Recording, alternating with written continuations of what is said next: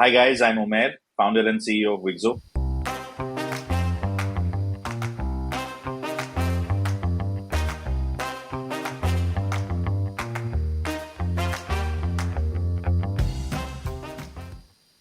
Have you heard of CDP, the hottest new jargon in the field of marketing tech?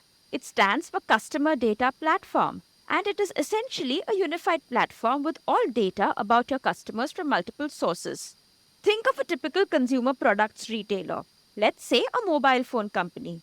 They would have some data coming from their D2C website about their customers, some data from e commerce marketplaces, and some data from their offline stores, and some data from service outlets. The CDP platform will allow them to have a single unified view of customers and send them tailor made messages or content using multiple modes of communication.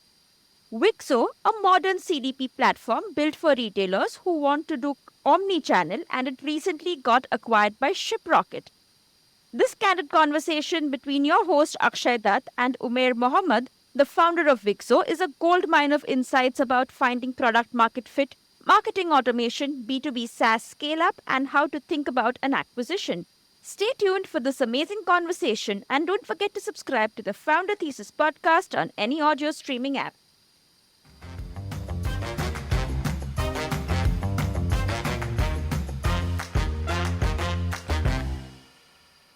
So Wigzo is a retention marketing tool that allows you to that does two things for a D2C brand, uh, and those two things are a improves conversion rates. That means more people who are coming onto your website end up buying because of the personalization, conversion rate optimization, and finally it enables brands to increase their repeat purchase rate, they retain more customers. So essentially, what Wixo does is in the same amount that you've spent on marketing, it allows you to get more sales in the first go, and allows you to more repeat purchase and drive a higher lifetime value from your existing customers. And what's the can you share some numbers? What's the revenue you're clocking currently, and like just some numbers about what kind of impact you've had? So overall, the revenue numbers, we've crossed 10 million ARR, this year, and we've grown almost four times since the Shiprocket acquisition back in January 2022. Um, and yeah, I mean, look, I think I've said this before, but you can't stop a product whose time has come. So I just feel that it was also at the Shiprocket came in at the right time when that kind of software was need of the hour. 2020, we saw a lot of focus on acquisition of users, content creation, and There was the and whole D2C explosion. exactly. So, but now I think the brands realize that the now attention is getting divided between multiple brands being present, between everyone understanding this D2C game. Social media crowded with not just influencers but also ads, user generated content ads. So brands wants to obviously stand out, and once they've captured that audience, they want to continue to retain that audience. Which are actually the only two ways to counter higher CAC, right? You can't go to Facebook and Google and say, give me a lower CPM. They won't, right? It's a tool built out for opacity, where you have opaqueness in terms of what you're bidding and versus what your impressions are and who your ad is getting shown to, driven by their machine learning algorithms. But all said and done, at the end, what I've always believed is that the biggest piece of real estate that a brand has, is its own website, right? And communication channels that it owns, like you said, in 2020, that brand now needed to now own the data, own their customers, right? Platform play kind of became scary, and we had examples of TikTok influencers. Once the TikTok got banned, they couldn't hack it. Some of them, couldn't get the same kind of following. So having your brand on someone else's platform is a big red flag. You can't call yourself a brand, and rightly so. That's why people use the term used in the industry as seller. You're a seller on somebody else's platform. So the journey, I think, from becoming a seller to a brand, people understood it that happens when you own the customer, when the customer knows you, right? And it's your own customer that talks to you in a very different way versus a new customer that doesn't know your brand. And I think that is what drove the need for a product like Wigzo, where the ability to own that first party data, the ability to own that data and enrich it and know your customer, right? KYC, it became such an important facet because in the D2C world, Akshay, we're talking about millions and sometimes millions and millions of consumers, customers coming onto the website. We go to any brand these days, and typically they would say we have 100,000 unique visitors every month. We have 300,000 unique visitors. That's a lot of traffic. That's a lot, 300,000 unique traffic.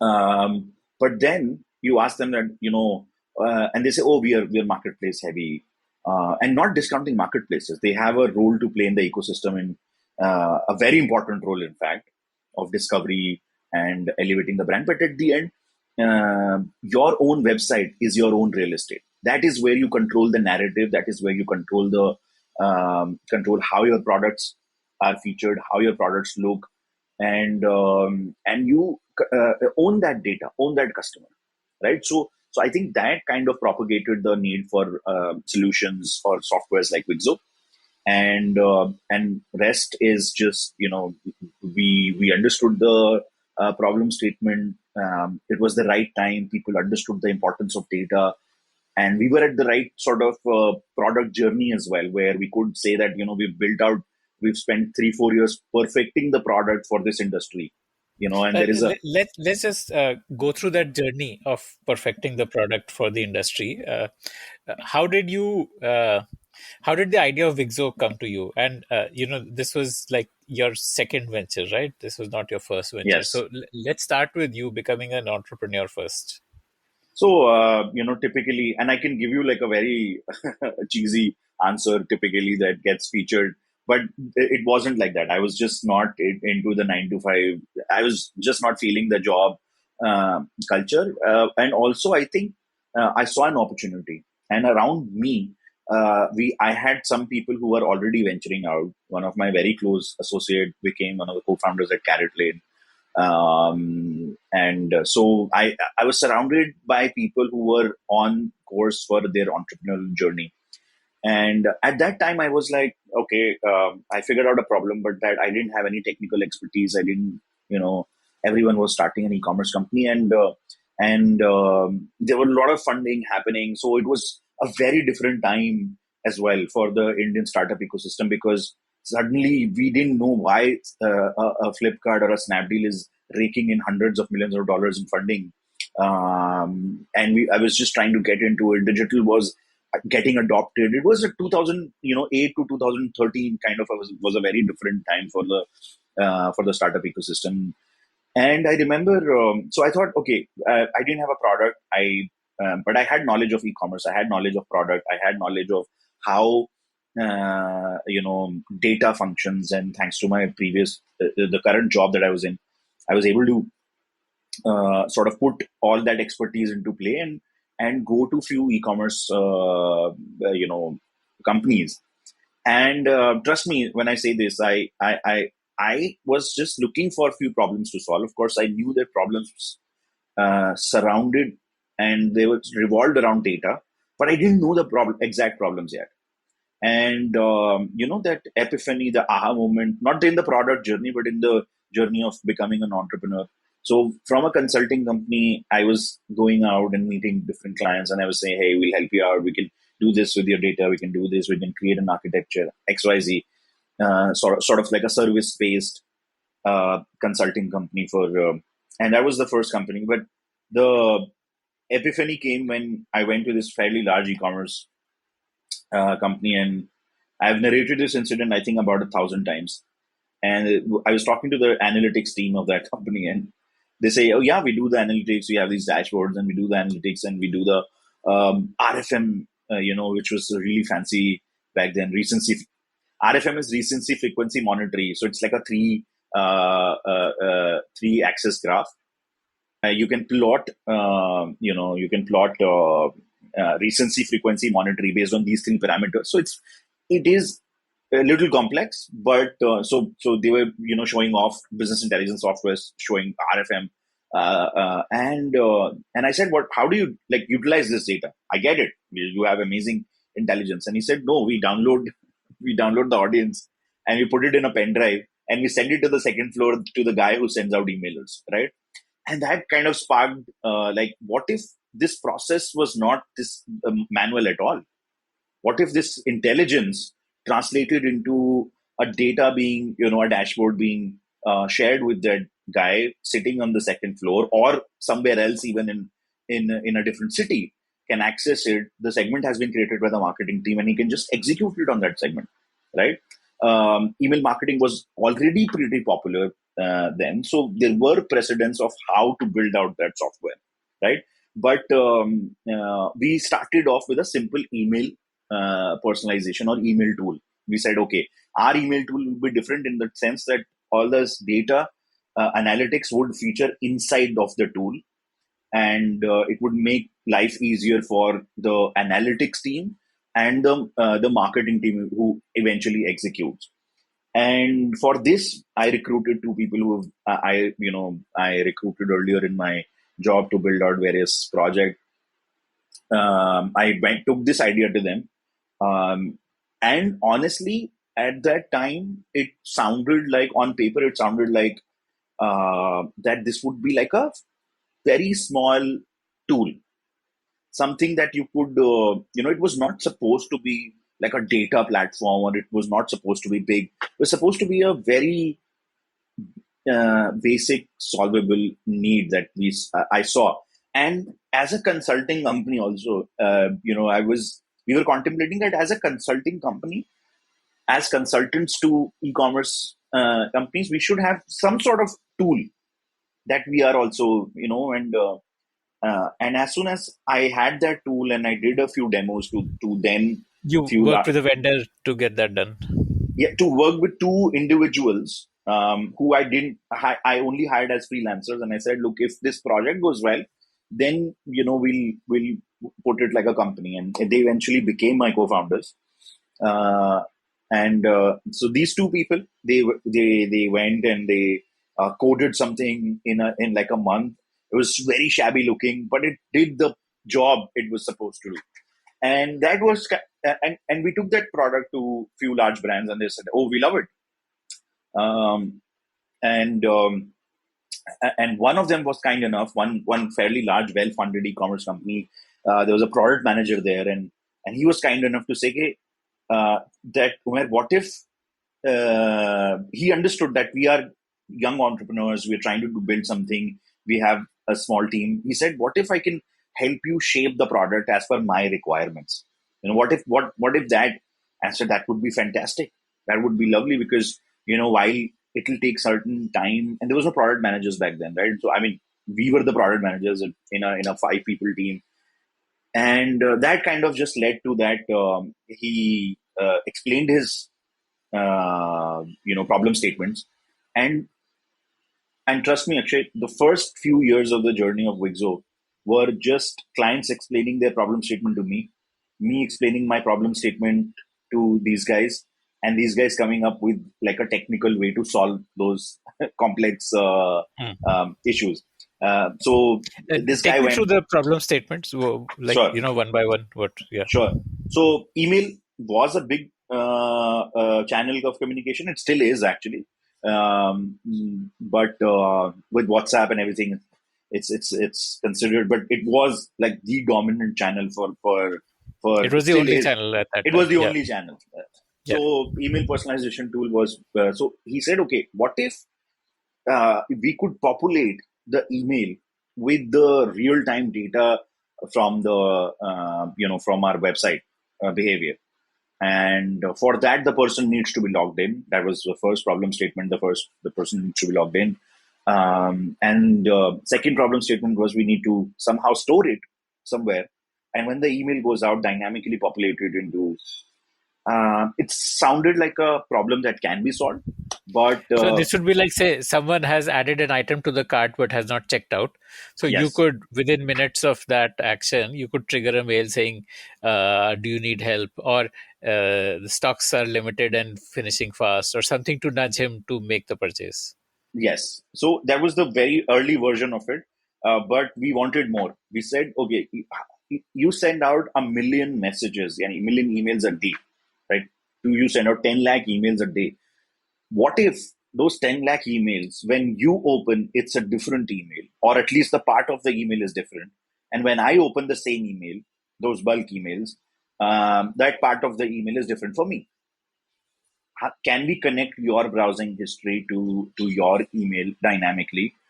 And it was slightly more complex problem to solve, because that dynamic portion of the email would would actually not go with the email.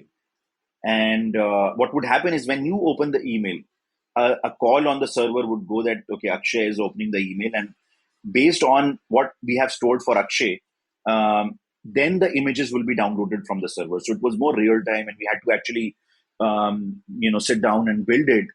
It was complex problem to solve. So similarly, the early part of Wigzo were all built by the customers. We had a few early customers, and we kept on solving those problems that came to us head on. From What else? Just go down the journey of these problems. These Sure. are fascinating problems. So the email personalization was one. Then second was when we started collecting that data of what Akshay is browsing or what Umair is browsing on the website. We said, oh, we are getting tons of other data as well, right? Like, for example, device. We're getting device information, IP information, location information. We're getting tons of data. And we're not just getting for logged in user. We're also getting it for anonymous user. We're not doing anything with it, but we are getting it. So we said, okay, what can we do? So he said, oh, can you personalize my web page or my website page in real time? Can you show him something in real time that is more contextual? And we said, yeah, that should be doable. So we wrote another. Like, are you talking of making the site mobile responsive? No. So, for Then what example, is? Yeah. if Akshay comes again, same similar example to email.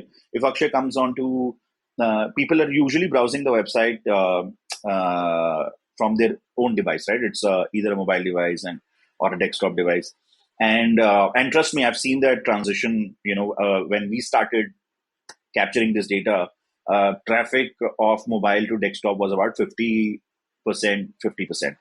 Today it's 90-10 possibly, right? So there was the problem statement was, when Akshay comes onto my website, I don't know he's Akshay because he's not logged in, but I still have captured his basic browsing as an anonymous user. I've captured he's looked at t-shirt, he's still looked at a yellow t-shirt, he's looked at large size t-shirt. I don't know he's Akshay, but I know this is some customer from XYZ place.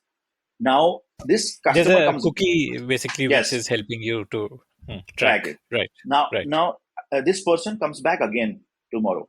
So the ask was, can you show him something contextual based on what he's browsed yesterday?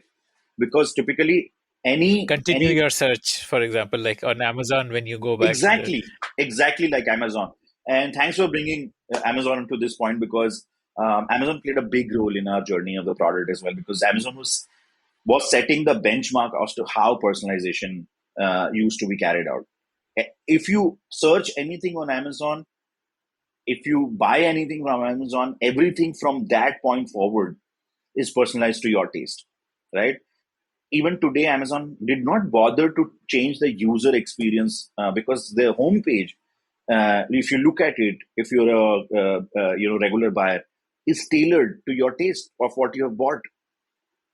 Yes, yes, Most yes. of the It, pages it dynamic. recommends products based on your history. Yeah. So we said, okay, we can actually build experiences like Amazon for these through the data that we are capturing, we can do a lot more than just email personalization. Because at the end, email is still 2-3% base of the total people who are coming. So we said we could impact a much larger audience, and that sort of started the CRO, the conversion rate optimization journey of Wigzo, of contextual nudges, contextual messages on page that we could do, show relevant content. How do you change the content dynamically which is getting displayed? Is this through Shopify integration or? Yeah, we do through Shopify, but we have our own JavaScript and SDKs embedded into the website. So if we want to show, we don't change the existing user experience or flow of the website, because that is much harder to do and it breaks the entire process. And the teams have spent quite a few hours in developing that user experience, right? So what we do is we typically put an overlay, because we have the JS embedded. We could typically overlay something on top of the existing. So let's just take an example of pop-ups, right? Pop-ups are typically very annoying when you go to a website. They ask for, okay, but what if we said, okay, pop-ups could also be contextual? What if one pop-up could say, hey, continue browsing for these 3 items, or get a discount on the jacket that you were looking at, subscribe right now with email. And we saw amazing conversion rate uplift from there. We saw typically a conversion rate on a pop-up like that was about 2.5%, right? And trust me, these are validated numbers on fairly large traffic website. We saw it jump toward 14% when it was contextualized. So what was happening is we were able to, using this contextualized behavioral data, we were able to also build a top of the funnel, much larger audience base for our brands that we were working with, right? And now came, obviously, with this product, we had the MVP, we were continuously building. We had few customers as well. And we were confident that we are on the right journey. So we approached a few investors. We were very, very fortunate to have some of the best, most amazing investors in the country back us at a time when B2B software was not considered that sexy. Trust me, like, it was the time of e-commerce and, consumer and hyper local apps getting funded left, right, and center. We were like, the odd one out, like the ugly duckling in that fundraising journey. I've had the pleasure of working with some of the finest investors in the country. Some of them, I'm sure everyone would know, your listeners would know. Ritesh Malik, co-founder of Innovate, Neeraj Singh, CEO of Spinny and founder and CEO of Spinny, Pranav Pai from 314 Capital, Mr. Mohandas Pai and his fund, and Cornerstone Capital. We had Satveer from Singapore Angel Network. We had Kunal Khattar from Carnation, and then Advantage Fund.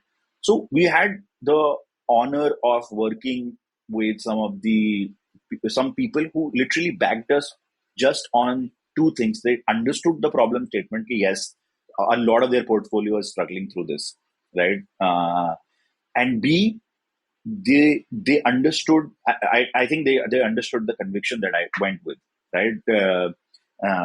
And it was like, sometimes it was not even a product. It was a pitch on a whiteboard saying that we will build this, right? I still remember my first call with Pranav. He was in US. It was on Skype, and back then it was still Skype. And he said, "I love the vision that you've put out for the software, what you want to build." And he told me this on the very first call. He said, "Will data play a very big role in this?" I said, first party data will play a very big role in the first formative years, but network effect data will eventually come into play quite later. And he said, "Umair, data is a very long game. Are you sure you're up for it? Because it's not going to happen in 2-3 years." And I said, I'm not thinking about exit. And trust me, whenever investors, I was always trained that whenever you go to pitch, investors are going to ask you what would be the exit strategy and what would be the. And I always used to say, I genuinely don't know. I don't know why would you want to exit from a company that can potentially be what HubSpot is today, which is a 2 billion ARR company. Why would you want to exit from that company, right? So that was what it was in our mind, that we are building something along those lines. 2017 was the year when we sort of said, now we have to pick an industry, because we don't have the bandwidth to build it for 5, 6, 7, 10 different industries. We can't. We're a frugal company. We've not raised tens of millions of dollars. We've raised very miserly. We've diluted quite a bit. So might as well, focus on something and kill it. And one of my mentor, who was a ex-boss at my previous job, and he said, you always pick a niche and kill that niche. So that was for us. That was again a tough call. Because we had a lot of interest coming from other industries as well. BFSI was coming to us and say, "Can you do this for us in terms of personalization?" Everyone was putting us in touch. Thanks to our investor group as well. Anyone who does email marketing would be interested. Exactly. Basically. And the investor group, like the amazing people they are, they used to make a hell lot of connection with top individuals in the country, right? I mean, suddenly I'm talking to the head of digital banking in ICICI Bank, the country head of digital banking, and I don't know what to tell him. I said my product won't fit. So we had to say a lot of no's as well, because we said, okay, no, we will pick a niche and we'll have to kill that niche. For all practical purposes, we will have to be very, very focused on that particular niche. We'll have to build the software with that niche. And e-commerce was always close to the heart. We were already working with e-commerce companies.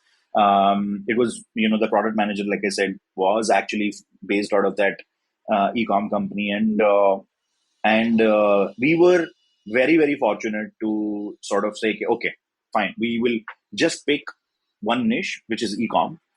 And trust me, Akshay, when that happened, a lot of investors, not the existing investors, a lot of pitches that I was doing took a backseat, because they said e-commerce is only, India mein chalega nahi hai software, because e-commerce is only marketplaces.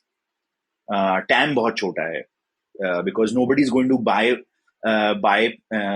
things from people's own website. They're always going to go to a trustworthy source like an Amazon or a marketplace, right?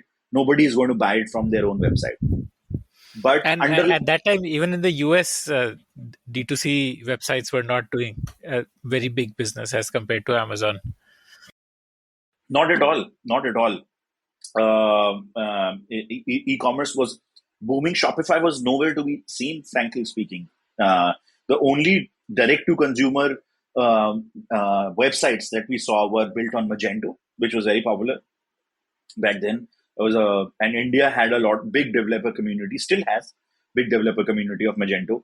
And there was a lot of customization, and Magento was so, but it was not as popular. So everyone said, okay, but underlying current, we saw that. We saw the pain points when we sat with these e-commerce website brand owners. We sat with some of and we saw those undercurrent pain areas that they wished that they could bring this traffic. I mean, if they have an option of lowering the sales a little bit, but owning the audience, they would choose that, right?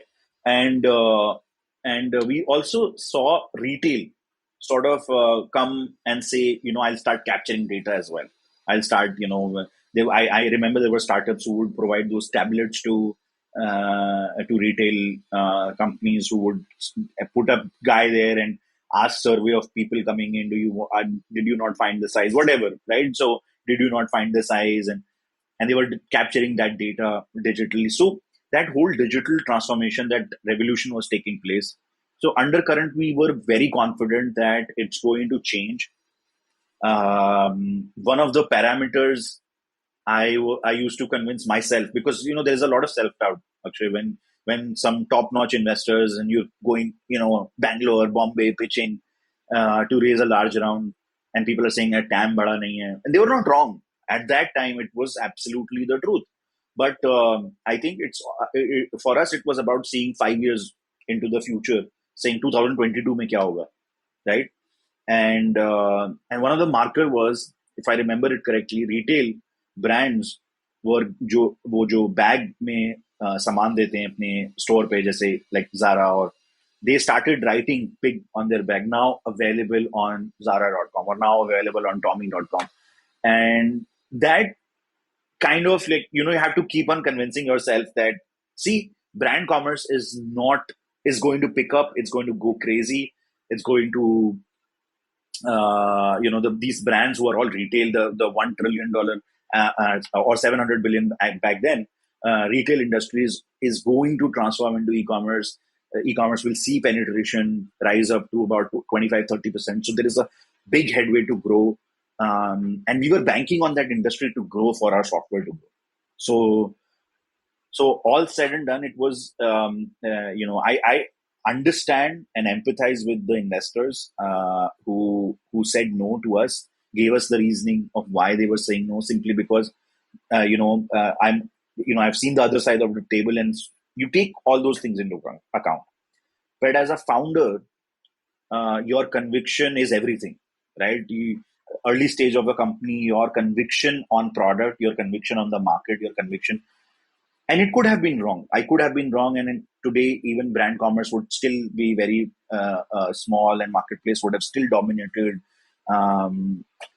But it's just about predicting and finding the right patterns and trusting your instinct. So I think that kind of happened around that time, 2018, 19. We kept on seeing upsurge into brand commerce. And 2020 was just like a very different year, right? First of all, the uncertainty around the pandemic and the lockdown. And then the uptick in the e-commerce. Every benchmark that we knew, every benchmark that we saw, every single thing was broken in literally months, which we thought would not even pass in 2025. We saw those benchmarks getting broken. We saw brands, and frankly, I would say we were not. I would say it's in hindsight, we underestimated the market. Maybe because also of what investors were telling us, and we focused on some of the larger pitches, and we said, okay, let's go to the larger brands. But meanwhile, a company that I've known for good 4 or 5 years, I've seen their journey from Cart Rocket. They built Craftly.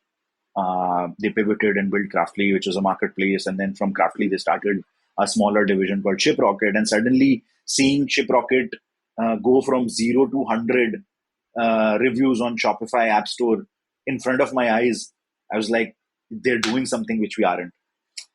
But they're going after some different customer segment which we are not. We may be missing out on certain, but we kept on our path because obviously we had fund crunch and we had salaries to pay, and we had and there have been difficult times during the course, as with any startup, right? But we were at a position after the pandemic wins with in our sales. We said, now I think the investors would understand that we are. We've built a product. It has product market fit. It has adoption. People want this kind of software. They want conversion rate optimization. And we went out looking for a fundraise. A couple of bankers came back and said, you're much better as a acquisition because of the dilution and your numbers, and frankly, what you've achieved with the How much frugality. had you diluted We had by 21? by 21 we had diluted around 53.6%. Wow. Okay. Yeah. So Because it and was like a constant. I mean, it was a constant battle to convince investors, and therefore you had to accept lower valuations for money. Therefore, it, the dilution was higher. exactly. And I think it's just like a vicious circle, right? Once you've accepted lower valuation, your subsequent valuation will also be lower, because the markup you put. So something has to shift in the business for them to suddenly say. And I think it was, as first gen entrepreneur, I kind of understood that all our pitches, and today I can say this in out loud and to public and all to the entrepreneurs, that I was pitching my product to investors. And that was the wrong move, frankly. I now understand that you don't pitch your product to investors because they're not interested. They're not the buyers. Why are you pitching? It's not a sales call, right? Uh, uh, you pitch your investors, you pitch your product to your buyers, the people who are going to buy your product. To the to your investors, you pitch the story, you pitch the ecosystem, you pitch, and I think the TAM, you pitch how big you believe, and even then, a lot of things have to fall into place for you to be able to go from a seed round where people took a bet on you to a large Series A, like a 10 million Series A, right? Where you say, okay, I've now arrived to the product market fit stage, and frankly, we had all of that, but I think again, the storyboarding was something that I felt I was not doing right. And it was only when we started pitching for acquisition and we started working with bankers, professional bankers, and then we started sort of looking at because the pitch suddenly changed from a fundraising pitch. It became like an acquisition pitch of from a pitch that, hey, I can become a $1 billion company, to something like I can help you become a $1 billion or a $5 billion business because I am cash proficient. I build things with frugality, and we're at a scale and we're scaling rapidly.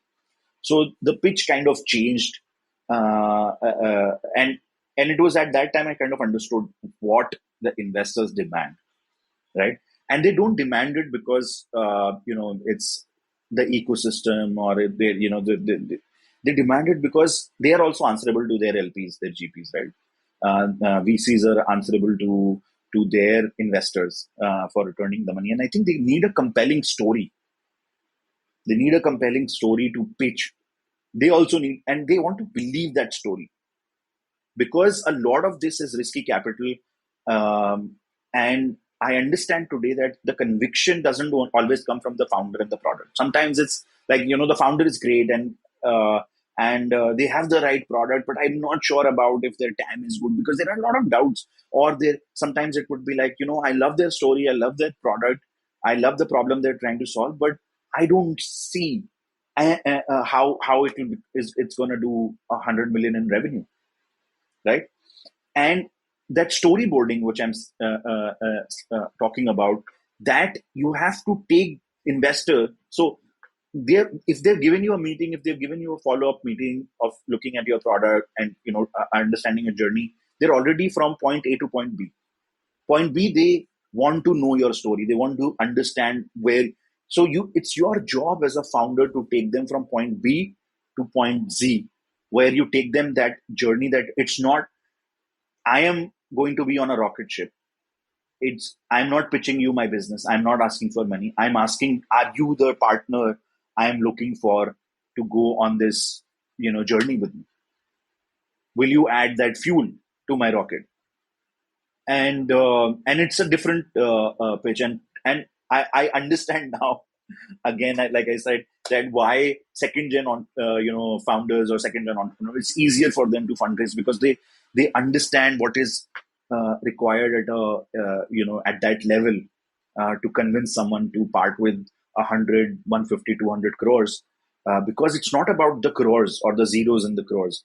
It's about what would be what the journey for them to get even a 2x or a 3x return, right? The IRR promises are much lower from an investor's perspective, but even at a 2x, 3x, a successful exit is a successful exit.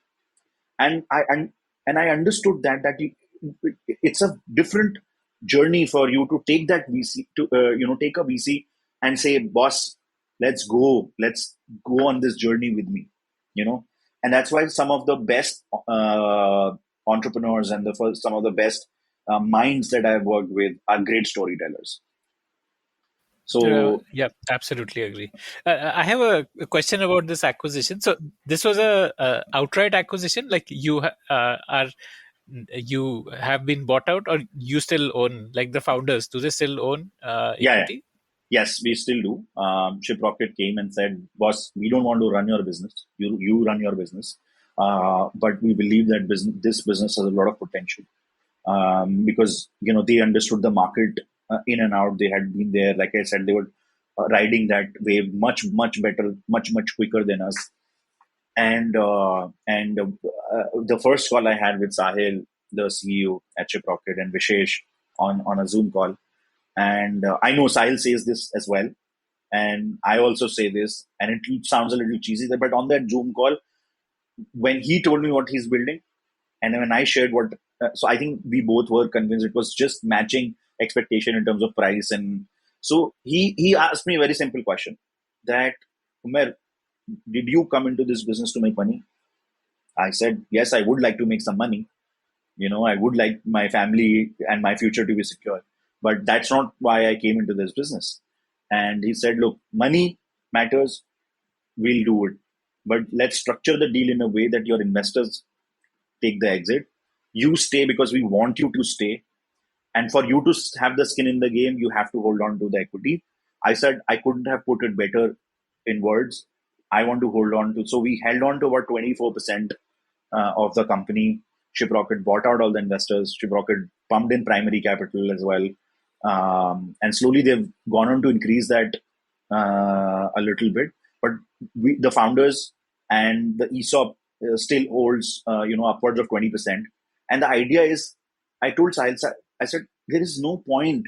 I'm riding a wave. There's no point in selling at this valuation today. You might as well close the shop because I'm not getting anything, right? I'm not getting anything substantial, and I don't want to be lost in that noise, right? I want Wigzo to retain its identity. And Sahil was like, I would want the same. So and I think he said it, but he's followed through on his words that he's left us completely autonomous. There is a board, and board has Shiprocket founders and CFO on the board, and the board takes certain decisions, of course, like a subsidiary. But at the end, Sahil is, he tells me that I want you to do this, but if you want to do something else, you do it your way, because you built your business from zero to 2.5, 3 million when we acquired you, and from 3 to 10, 2.5 to 10 or 11 million ARR that we are sitting on right now. He said, you know your business, you build it, and when it's big enough, when it's adding that value, then we will acquire the rest of the 20%. And I said, I will not ask for it. Okay, I will prove the value, and I did that. So while he gave me that the autonomous, the ability to run the company, the ability to call the shots, even if, and he said this very clearly, and I still remember, he said, अगर by chance नहीं हुआ तेरे से तो क्या होगा? We'll sit in that room, we'll fight, and we'll figure it out क्या करना है next. But at the end, I think it was Sahil's vision, his conviction that kind of just gravitated the entire team towards. And I was amazed by not just with the management, the core team, but I was amazed with the team that they had built there. Every single person that I met during that early phase, the ingestion phase, which is supposedly the toughest, supposedly the trickiest, every single person had that common behavior, a common thread, that they were, they didn't care about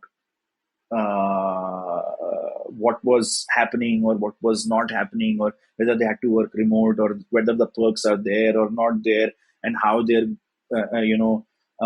but they, all of them had one single common thread, at least the ones that I interacted with, had one, that they all looked at Shiprocket as their own baby, as their own company.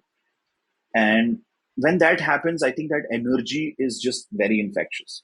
So that kind of energy translated into Wigzo as well. See, we were sitting in the same building, and for a good 1 year before Shiprocket took much larger office, and we took over the entire building now.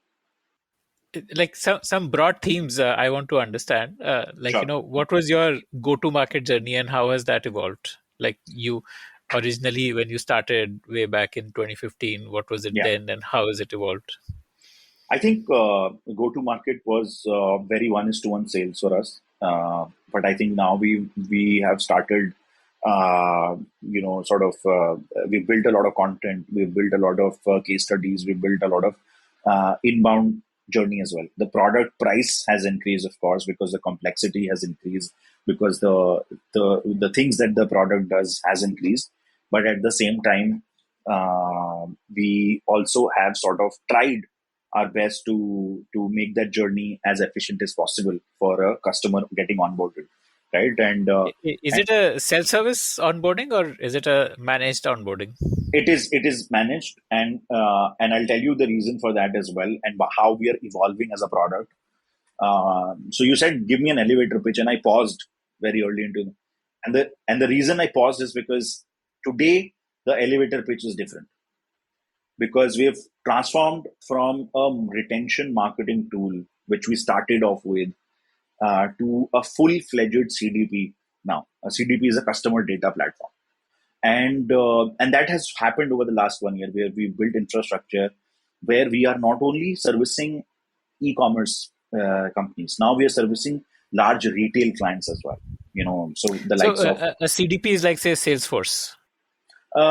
yes, kind of like Salesforce, but not as well. So it's more of a CRM, to be honest, where this entire data set of customer products reside, and you can make those correlation, those personalization, those segmentation, everything to do with customer, what they have bought, when they will buy, what is typically repeat purchase look like, how can I find patterns into my data using customer level data, right?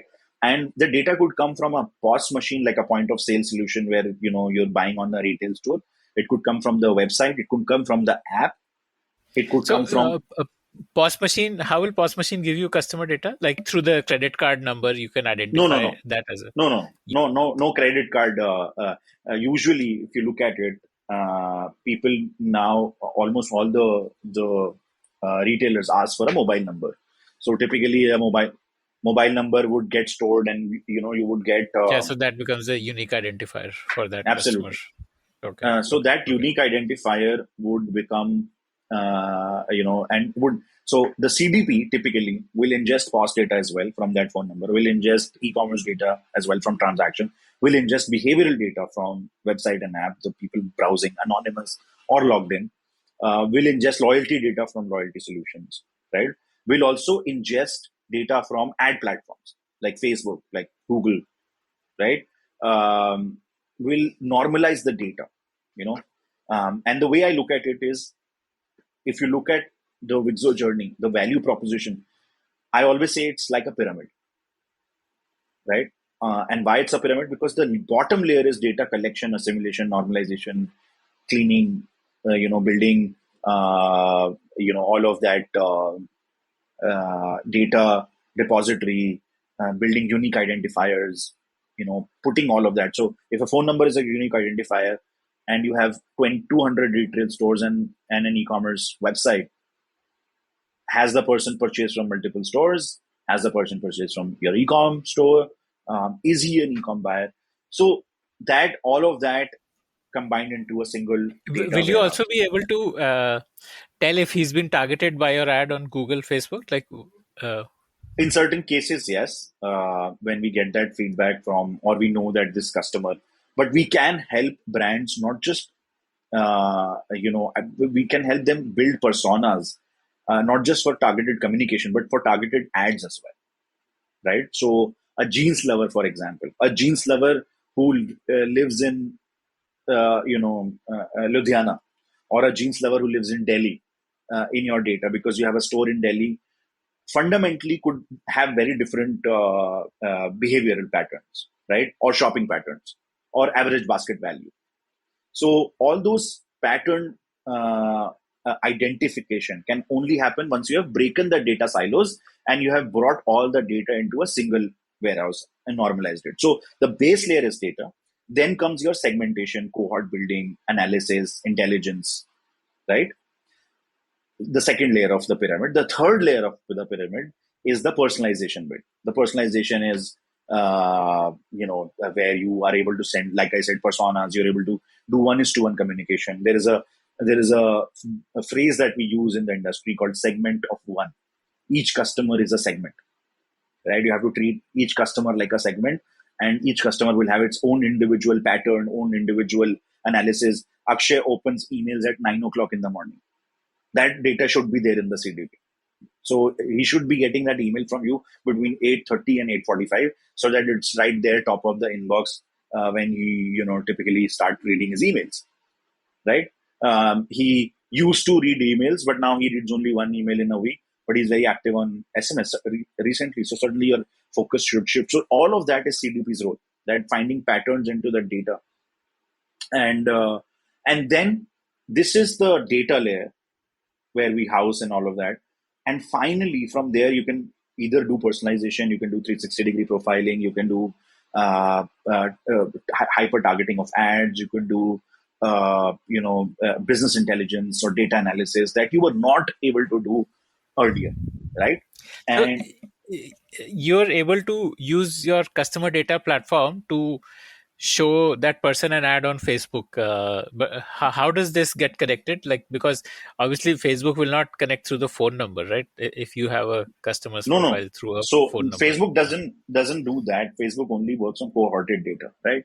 So it's your system will create that cohort, will push that cohort to Facebook.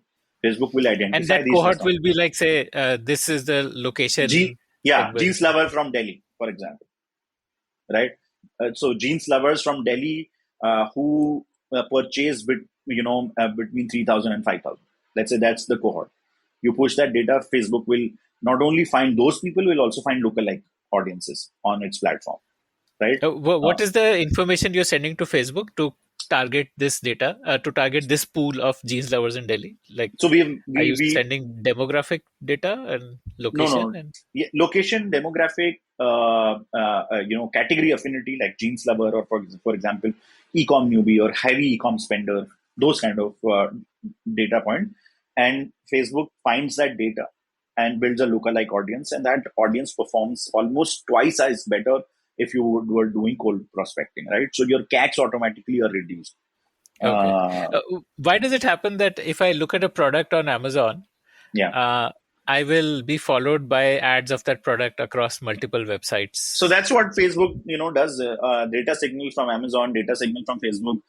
Say Facebook knew that you were checking out a product, so it would make sure that you are followed. That's basic retargeting. That's retargeting 101. But This what is something which Amazon is doing or Facebook is doing. Like, I saw the product on Amazon Amazon. Amazon is doing through Facebook. So Amazon would be running the ads, showing the right So product to you. Amazon is able to send Facebook some information that this is the user to whom this product has Correct. to be shown. Then Facebook And identifies it okay, okay, through like its this through cookies, or like how does Facebook know I yes am that through same person? Cookies. through Okay. pixel through cookies. Yeah. But what we are doing is also important, simply because the cohort or the personas that we are building, they might not necessarily be active on the website. So there is no cookie information. So that information, and especially on retail side, right? There is no cookie. There is no cookie at all in retail. So the question then comes, What is Pixel? You said Pixel is yeah. used for tracking. So it's a small piece of code that gets fired when a person visits a particular page. So a Facebook pixel would or a JavaScript, it's a small piece of very small code that goes into the on your HTML web page, and when you visit that page, it loads. That's how Facebook knows that, okay, this is that person in my data set. This is Akshay. I know him, right? So I will retarget. Amazon says, okay, take this money, but show people who are visiting, and Facebook say, okay, fine. I will show whoever visits your page. So there is a typically 70-74% match rate from Facebook. So that means Facebook has already identified 74% people who are coming onto your website. And then Facebook will be like, yeah, I will show your ad to them. Don't worry about it. Right? Okay. And you enable D2C brands to do this the same way, at the same level as Amazon is able to do it. So this can be done easily via Facebook. D2C brands can do it through their ad accounts as well.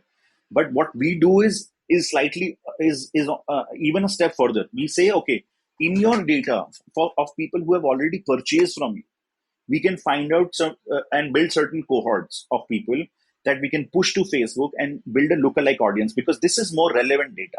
Cookie data, if your ad targeting is not good, that means the relevant people are not coming to the website. That means no matter what you do, no matter who you show your ad to, that audience is not relevant, your ads will not convert. But these people have already bought from your brand. They are familiar with your brand. So building that persona inside their data, that is a key aspect of what we are enabling these brands to do. Target the right people at the right channel with the right content, right? So if Akshay looks at an ad or Akshay looks at a WhatsApp messages, it should not be generic. It should be personalized to Akshay's taste, what he has previously bought, what he has recently viewed or added to cart. So like I said, each customer is a segment. So it's called segment of one, right? And that's the hypothesis on which we have built our CDP. So that's why I paused when you said elevator pitch, because I was confused. Should I give the new elevator pitch or should I start from the retention tool? But so today, it sounds to me like your target customer would have changed, right? Like initially you might have been targeting, say, like a Bombay Shaving Club and a P Safe and these kind of D2C brands, which are like, say, in the 50 to 100 CR top line. Those would have been your early customers to target, right? What is it today? Okay, definitely the product, the CDP, it's an expensive proposition, and it only works for people who have larger data sets, right? So typically retailers, the likes of So today Jockey, you'd be like a Marks and Spencers would be. a Marks and Spencer, Fab India is an existing customer. Typically, Indian Terrain, for example, A6 shoes. These are some of the examples of the companies that we have enabled, helped, and we ASICS are is using your product for India or globally? in India, not globally. Okay. Okay. Is your product global? Like, can ASICS use it for your? Absolutely. We, about 40% of our revenue is coming from the US, and simply because the great part about this product is, and this problem statement that we have tried to solve, is that it's universal for e-commerce. It's not India, US. Sure, US would be on a slightly different tangent, so the pitch has to be slightly tailored towards it. For example, India CAC, customer acquisition cost, is a major problem, right? And LTV increase has to be your pitch, because then only they will make money on that customer, right? Right. So for Indian founders, your pitch is that your cost to acquire each customer, we will bring it down through Yes, helping you run more effective ads. And once a customer lands on your website, we'll improve the conversion rates. And for customers who are already converted, we'll improve the repeat purchase behavior through more absolutely, personalized marketing. absolutely, absolutely. For US, the LTV problem is not there, simply because the AOVs are very high, right? Average Uh, order value is high, yes, right? typically AOV in US, and again, this differs from industry to industry, but if it is about 700,000 rupees in India, it's about $100. That means about 8,000 rupees in US. So it's about 8 times higher. And again, like I said, it differs from industry to industry, but the biggest difference is that AOVs are very, very different, right? So in India, if you're spending 900 rupees to acquire a customer and then selling them something for 1,000, you've not even broke even on the cost of goods sold, right? Your possibly the COGS of that product would be about 300, 350, 400 rupees, right? So you've not broke even on the COGS as well, right? But in US, if you're spending 10, $15 for a customer that spent $100 with you, you're most likely broken even. You've made money on that product, on that sale itself. So in US, the pitch is not about LTV or CAC. The pitch is more about is bringing ease to their life, automating those processes, and meantime getting them more sales. right? Okay. So Because US is a mature market, so they would already be doing personalization. What correct, you're saying is that your efforts and investments in personalization can be better supercharged personalization, by using a product which absolutely, is built for yeah, yeah. personalization. Okay, got Better it. Okay. personalization, better outcome, more automated, less hands-on. You don't have to quicker integration, quicker go-to-market. Those kind of things. That pitch works well in the US and versus India. US also has this knack of, and again, this is a very big trade secret that I'm sharing this on the podcast with you, but US market typically has this inherent notion that if the product is cheaper, for example, then it's not worth it, Yeah. Okay. Right. Right. Right. right? Right. Right. They don't respect a product which is too cheap. Yeah, Mm. and I'll tell you, we face this because typically from an Indian mentality, when I started selling, I was on a sales call. The first sales call that I did on US, I was sitting in my home, and at night, and I was doing this sales call, and the person, I still remember him. His name was Joe. So he came onto the call and he said, "Okay, you've convinced me. Everything is great. I just want to ask you one thing, that what's the catch?" And I said, "There's no catch. It's," and very reluctantly, because at that time our product was priced at about 30,000, which is about $400, and I had pitched $1,200, which was very out of character for me because I was not convinced that we would be providing value of $1,200, right? So we went with a very Indian sales mindset, and this person says, "No, what's the catch? You've given such an amazing demo. Your product can do 10 things. Why it's $1,200? Why it's not $4,000?" I was like, "I will charge you 4,000 if you give me $4,000." And Right. and I remember he said, "Okay, where do I put my credit card?" And I didn't have a place for him to put his credit card because we were not prepared. We thought that this will be like a sales Bank call in. transfer and No, right. and we thought, okay, this will be very typically like, we'll send you the proposal, okay, we'll get back to you, then we'll have to do 10 follow-ups. And no, he was like, where do I put the credit card? I said, "I will send that to you after this call." And I somehow scrambled on payment gateways, and in less than 24 hours, I was able to send him like a payment link. And he said, "This will be auto deducted," right? Which is a big thing there because they don't want to pay your invoices again and again every month, right? So it has to be Okay. auto deducted. Recurring. Okay. Yeah. And I Mm. was like, "No, Joe, you'll have to at least do it one more time." And I had 30 days to figure out, how to make it recurring. Um, but these are all amazing, stories. I have a lot of anecdotes like these. uh, but I think fundamentally for me, what has been really, really been a learning experience is that different markets, while need of the product remains the same, the way it functions remains the same. We don't change any aspect of the product at all for US market. It's the same dashboard, same. The pitch becomes fundamentally very different. And the value proposition becomes different. The way we approach the customer becomes different. The way we pitch to the customer becomes different.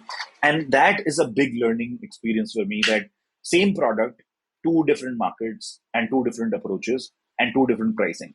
So that is my, because frankly, and now I have this, I always tend to go to a market like, for example, Middle East or Australia, and I tend to not disclose a lot of things about my product because I know that I would have to sort of be fluid about the pitch in the first few, to at least till the. You need to figure out what they want to hear before. Exactly, exactly. So CDPs are all the rage, and for even large US e-commerce and retailers, and they're all the rage here as well. And that's not why we are doing it. I think typically That's our the product. natural evolution for you. Yeah, exactly. That is the natural evolution for us. We have the marketing bit sorted out, all things marketing sorted out with Wigzo. But at the same time, and I can disclose this now, that we have also quietly built out various other functions that can be enabled from the data platform, like the business intelligence, which comes built in with the this thing. There are certain dashboards, graphs that we are able to build, populate, power, just with a simple connection from their POS and e-commerce website. And How do you run your sales today? How much of it is inbound? How much is outbound? And how does outbound happen? Like, how big is your sales team? Just help me understand a little bit on that. so about we have around 12 people in our sales team.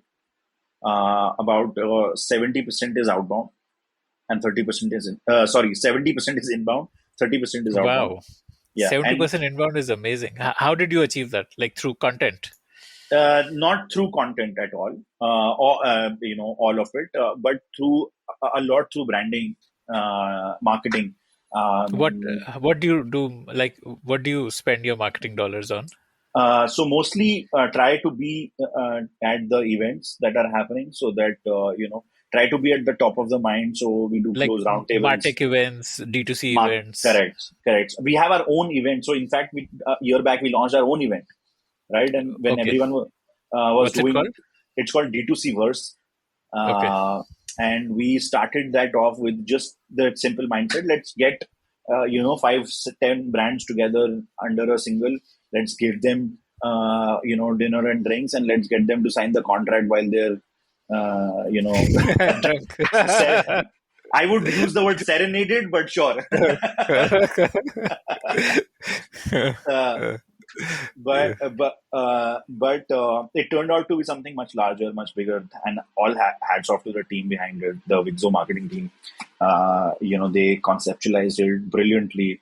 We very recently did one in Bangalore where we saw a fashion show. Who does a fashion show for D2C brands, right? Nobody does a fashion show for. We actually curated it, and we partnered with some other startups as well who were able to bring in content creators to walk the ramp. Content creators with millions of followers walk the ramp for brands. We had D2C awards as well at the same event. It was very glamorous, glitzy. We got around 200 plus founders under a single roof in Bangalore, which was so those kind of things make sure Wixo is at the top of the mind when they think retention, when they think marketing, when they think martech, when they think data, right? Uh, and I think that has worked really well in our favor. Second is word of mouth, referral market. So when a founder loves us, refers to other founder friend for us, puts a good word in their groups chat, they're in, shares some of the tidbits with us, say it's a baat kar lo, he's also looking out for something, usse baat kar lo, he's also looking out for something. The third and most important is our network effect, which is through people who have been trained on the product. So people who get, typically e-commerce and retail see a lot of people shifting jobs and from, one company to another. So when someone loves us, loves our team, typically they would be like, okay, I'm leaving the job here, but I'm moving to this organization. When they go, the first thing that they do is, get everyone together, get Wixo to pitch and say, yeah, ye lagana hai. I had amazing experience with them. Team is fantastic. Product is fantastic. Solid results. Let's do it. Yeah, Right? like Salesforce has that developer community, like Exactly. a very robust developer community, which helps a lot of companies to choose it easily. In fact, on the same lines, Akshay, we launched a course as well called Retention Hero, which was narrated by Arjun Vaidya and Trisha Vaidya, the founders of Dr. Vaidya's.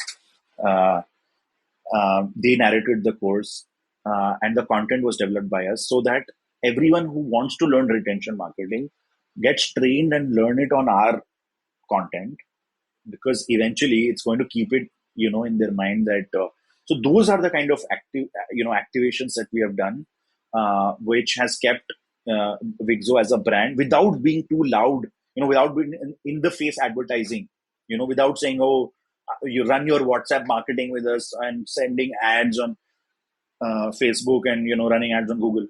We were slightly more I would say elusive in our advertising, where we were advertising it but not on the face of it, not with an ad in your face running around behind you.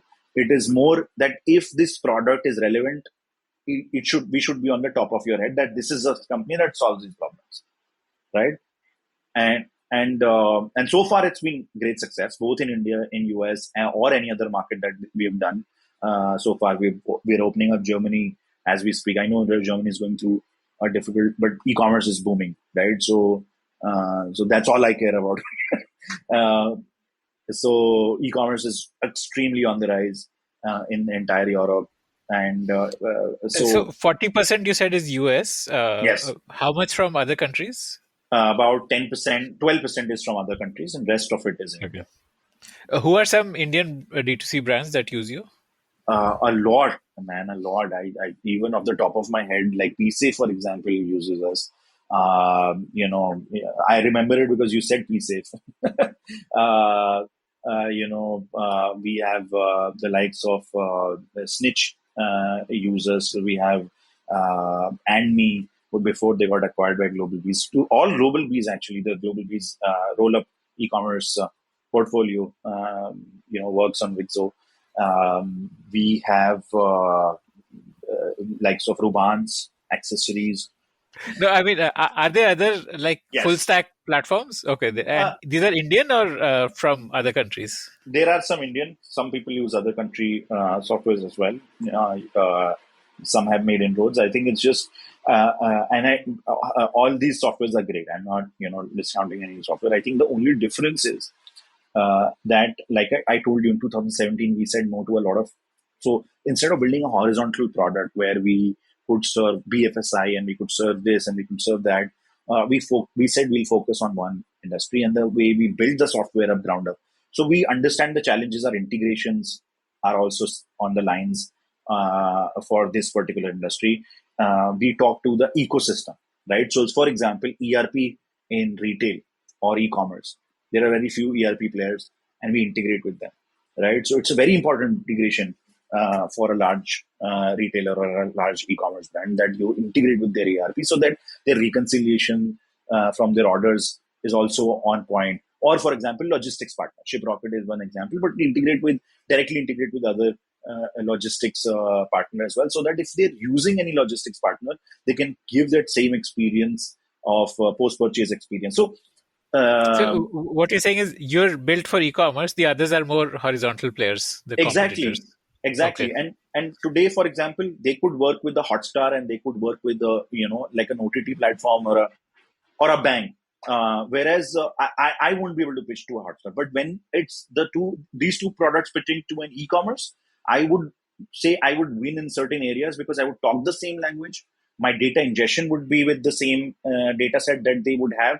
I would have very quick integrations with their existing platform. It's just not their e-commerce, but it's their loyalty, their other integrations, all of that data, and I would give them the dashboard or the KPIs which talks in their language as well, right? So, for example, Like AOV. your alternatives would be something like, say, a Clever Tap, MoEngage, which are Yes, generic engagement platforms. I wouldn't use Um, the word generic. I love these founders, and I love these platforms.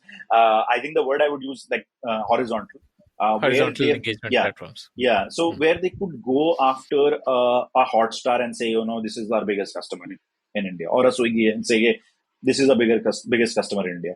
Whereas we would say, okay, let's go Boat, and that would be our biggest customer in India, or a Fab India, or or a Nike, their brand commerce and their retail data, that would be or a Bata, right? So those would be the idealistically biggest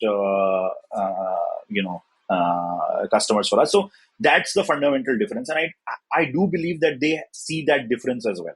So not me personally, but people have sat down with founders of I have had multiple discovery calls with Sequoia, who's an investor in CleverTap, or Sahil met I think Mongage's founder, and they don't see Wigzo as typically direct competition. Sure, sometimes they go to the same client and page, but hota hi hai. Sales team, it happens, but it's not like, typically it's a very intense competition where one platform Yeah, will. because you would never go to a food delivery app We would never. We haven't. We don't go to them. We don't go to them. And will we expand tomorrow as a CDP? Not sure. Today we want to There's focus still on enough here. Yeah, there's still a enough lot. to do here. Yeah. And trust me, the way the conversations that we've been having, some of these brands, especially on the retail side that we've been having, they're sitting on 200 300 crore revenue. They're sitting on 70 80 100 stores, and they have no clue of how to assimilate data. And this is not that I'm not saying in a demeaning way. It's just that the products haven't existed that solve those problems. So either it's For an offline brand, yeah. offline brands may not necessarily have much use for email marketing, for example. So, what are the other ways in which you help them? Who said? I think so. There are two things: email, WhatsApp, SMS. So it's not about use, or because it's not about click to buy for retail, right? But it's about communicating with their customer. Because I'll tell you what, uh, today brands are competing for attention.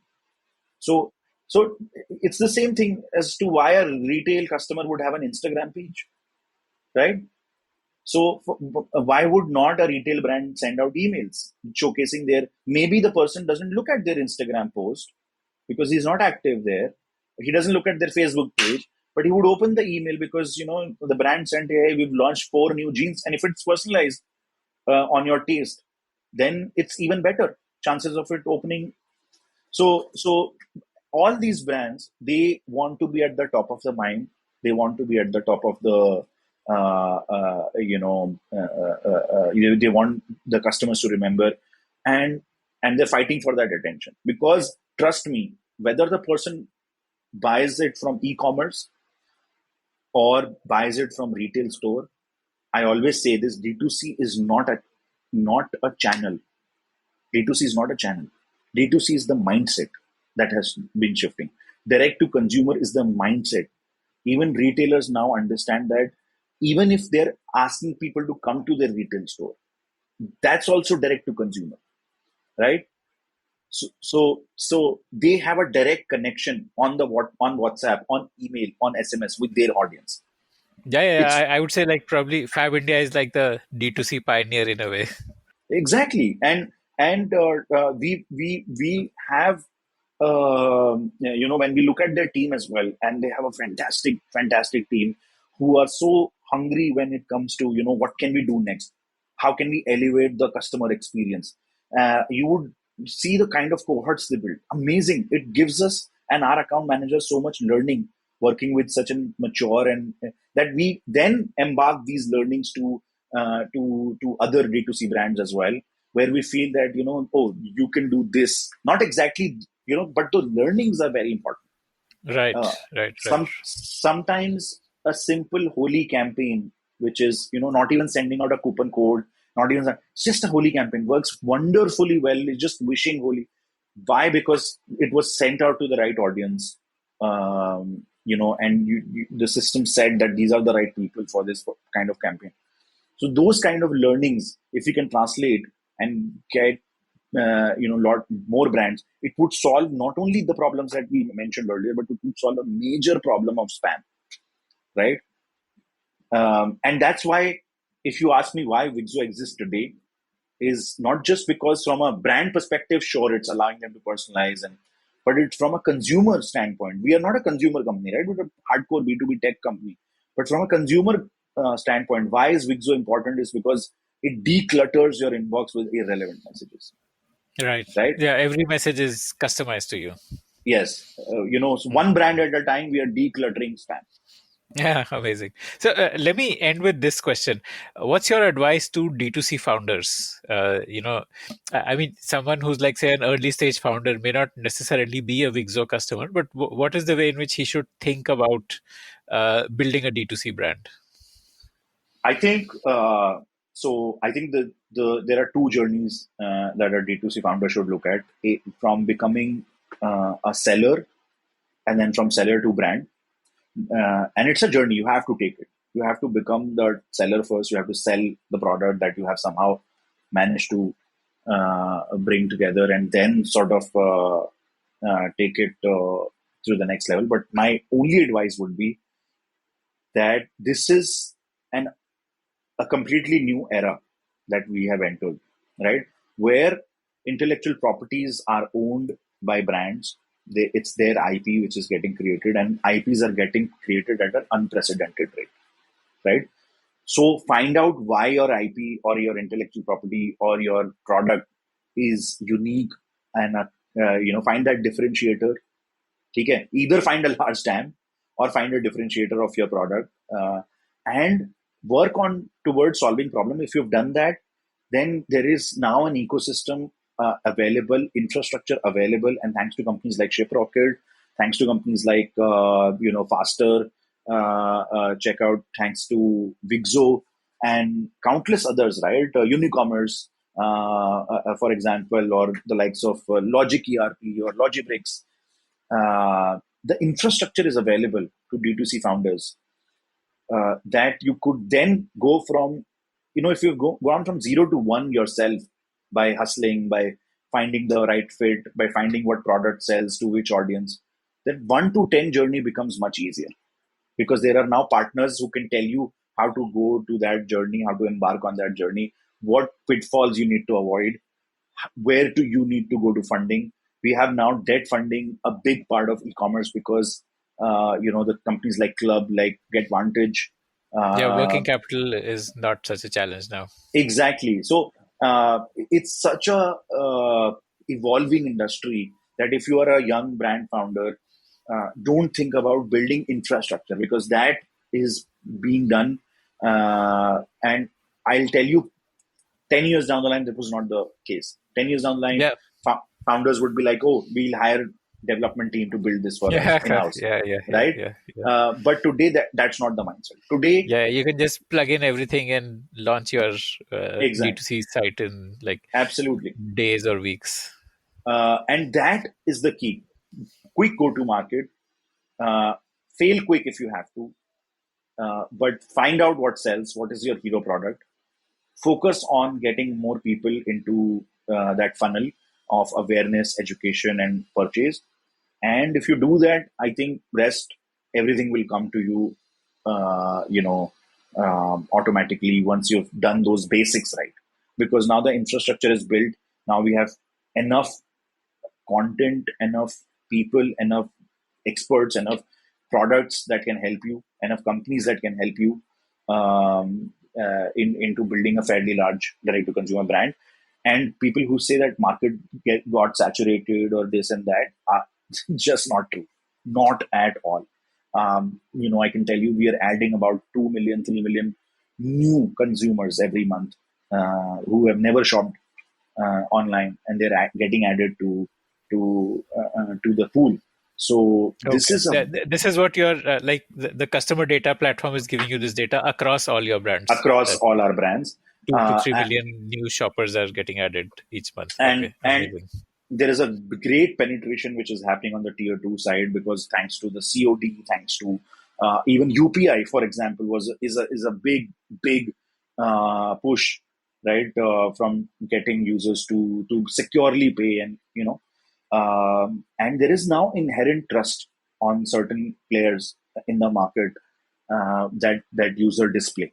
पहले होता था कि product आएगा नहीं आएगा, पता नहीं fraud तो नहीं है website, and now they're like, yeah, my money is secure because because it's coming from a known source, or I've shopped from this, and that network effect is going to translate into much bigger pie over the next 2 to 3 years, 5 years.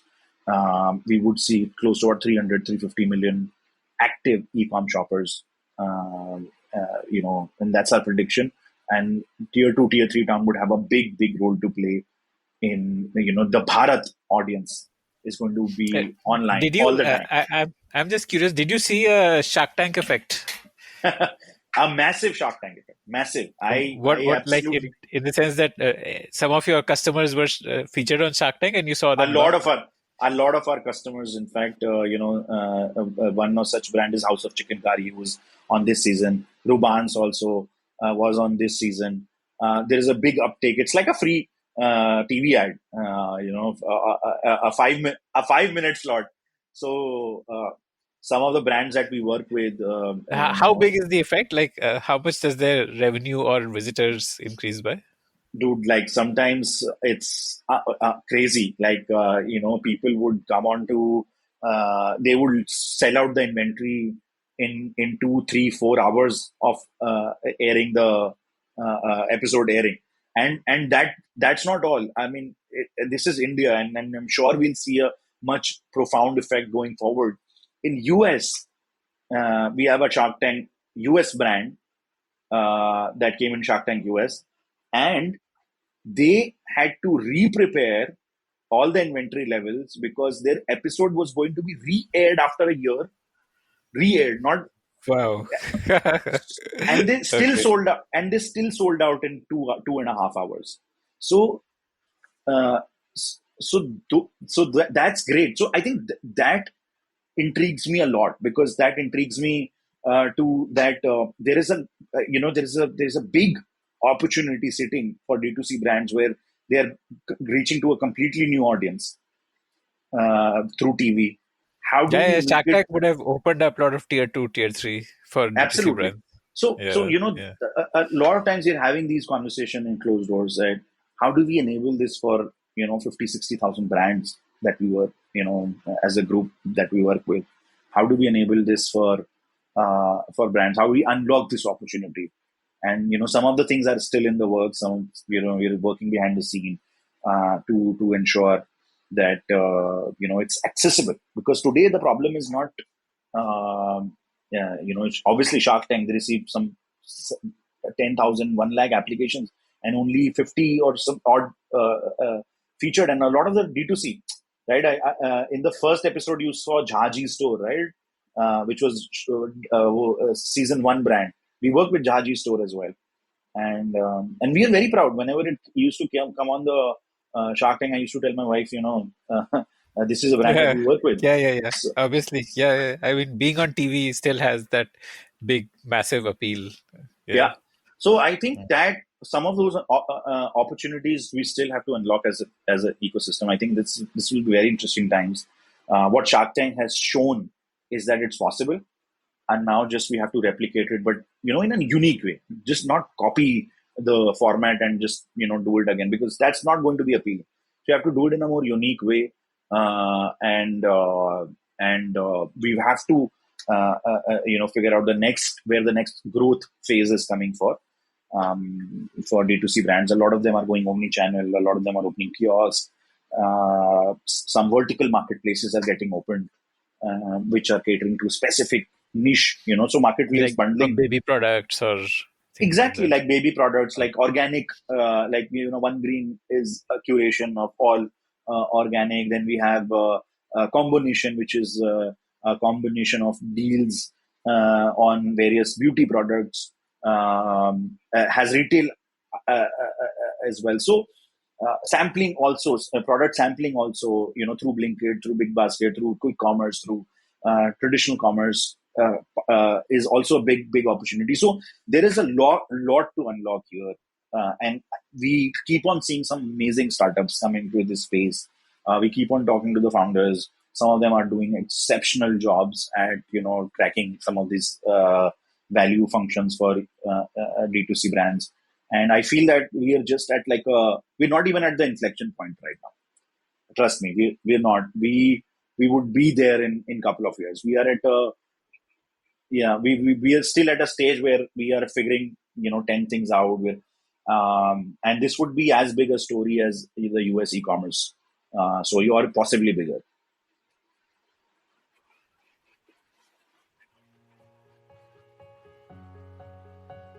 And that brings us to the end of this conversation. I want to ask you for a favor now. Did you like listening to this show? I'd love to hear your feedback about it. Do you have your own startup ideas? I'd love to hear them. Do you have questions for any of the guests that you heard about in this show? I'd love to get your questions and pass them on to the guests. Write to me at ad@thepodium.in. That's ad@thepodium.in.